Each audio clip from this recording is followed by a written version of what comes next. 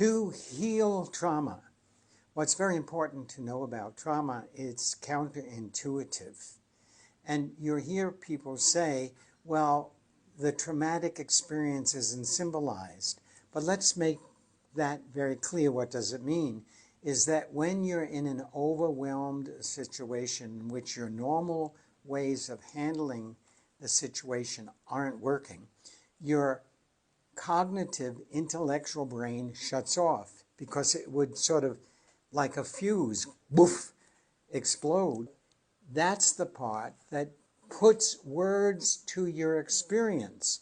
That part is offline.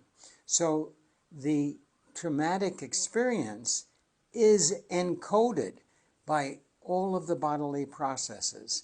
There's a brain in your heart that has an experience of that trauma. Your muscles have an experience of that trauma. Your tendons have experience of the trauma. Trauma can be recorded in some way in the bones.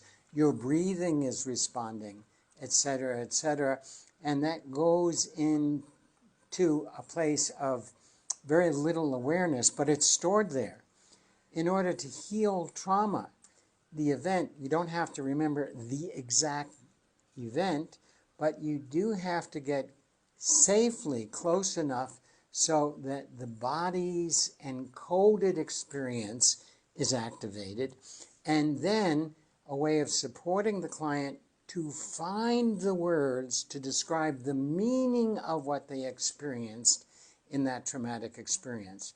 Describing a traumatic experience does not heal it, because that's an intellectualization, a logical approach. The memory could also be faulted, but what makes a difference is the meaning, and then by helping them to develop a way of inner awareness, they will find their non-conscious mind cooperating and giving them the vocabulary to explain the meaning of what that trauma had and its impact on them.